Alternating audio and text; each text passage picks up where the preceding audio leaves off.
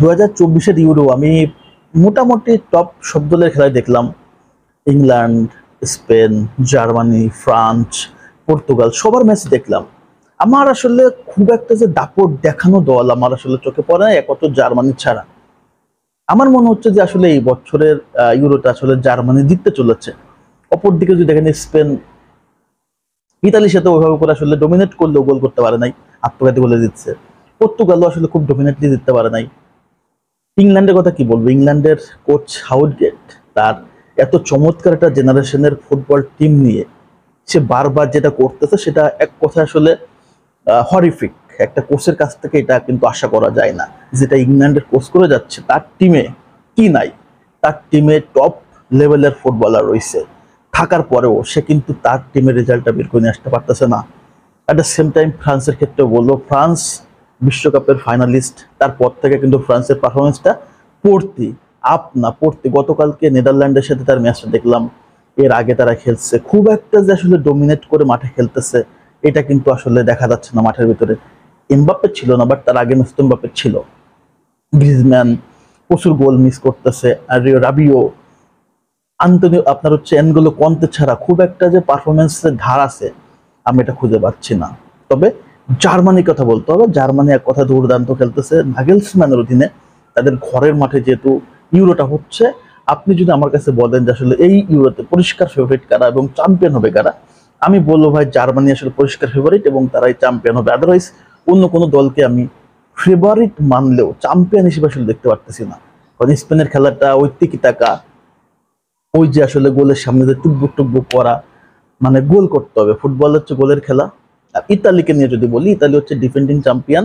তবে ইতালির আলবেনিয়ার সাথে যে পারফরমেন্সটা দেখছি, ইংল্যান্ড আপনার হচ্ছে স্পেনের সাথে যে পারফরমেন্সটা দেখলাম, তারা মাঠে ভালো খেলে, তারা ডিফেন্সিভ মোডে ভালো খেলে, কিন্তু ওই যে প্যানিক করে ফেলে, তাদের সমস্যা হচ্ছে প্যানিক করা।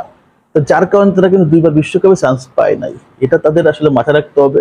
এবং 2010 সালে বিশ্বকাপে তারা কিন্তু গ্রুপ স্টেজ থেকে বাদ পড়ছিল। এই যে ইতালির একটা মধুর সময় পার হয়ে গেছে 2006 সালের পর, তারা কিন্তু আর ঘুরে যেতে পারে নাই। সে যে প্যানিক করা অভ্যাসটা কিন্তু আসলে তাদের চেঞ্জ হচ্ছে না।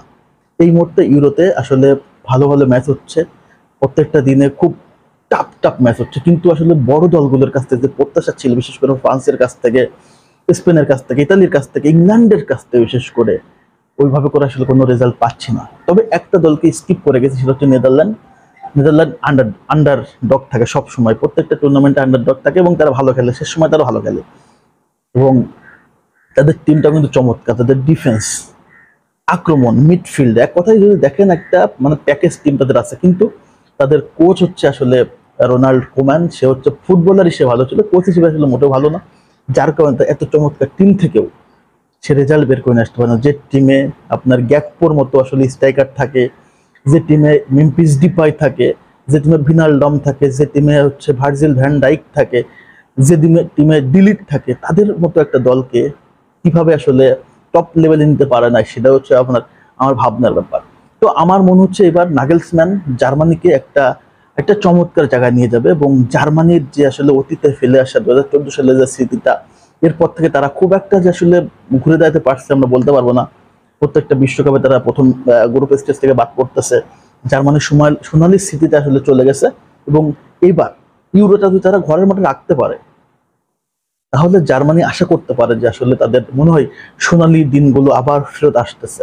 তো এইবার যদি আপনি টপ ফেভারিট হিসেবে বলেন যে কোনটা দল, তাহলে আমি অবশ্যই জার্মানিকে আগায় রাখবো। পর্তুগালকে আমি আসলে আগায় রাখতে পারতেছি না, কারণ পর্তুগালের পারফরমেন্সটা আমি দেখছি, খুব একটা যে আসলে পারফেক্ট হচ্ছে বা খুব একটা ডোমিনেটিং আমি এটা খুঁজে পাই না। পর্তুগালের কিন্তু টিমটা অসাধারণ, পর্তুগালের টিমটা অসাধারণ। সেখানে ক্রিস্টিয়ানো রোনালদো, গানজালো রামোস, ডিফেন্স যদি দেখেন রুবিন দিয়াজের মতো ডিফেন্স রয়েছে। আহ তারপর হচ্ছে মিডফিল্ড যদি দেখেন, তাও ক্যান্সেলও আছে। মিডফিল্ড দুর্দান্ত, সবকিছু আসলে দুর্দান্ত। পর্তুগাল এক কথায় দুর্দান্ত দল, তারপরেও তাদের কাছ থেকে প্রত্যাশার মতো পারফরমেন্স পাচ্ছে না। তাদের মিডফিল্ড কিন্তু ভিতিনা আছে, স্কিপুগেজি ভিতিনা আছে, বার্নার্ডো সিলভা, বুনো ফার্নান্ডেস, এত চমৎকার একটা টিম থাকার পরেও পর্তুগালের কাছ থেকে পারফরমেন্সটা আমরা পাচ্ছি না। তো আমার কাছে স্যাটিসফ্যাকশন মনে হয়েছে জার্মানির পারফরমেন্সটা। যার কথা আমি বলতেছি এইবার যদি ইউরো চ্যাম্পিয়ন হয়, তাহলে হবে হচ্ছে জার্মানি, আর যদি স্লিপ করে তাহলে হবে পর্তুগাল। এটা হচ্ছে আমার প্রেডিকশন।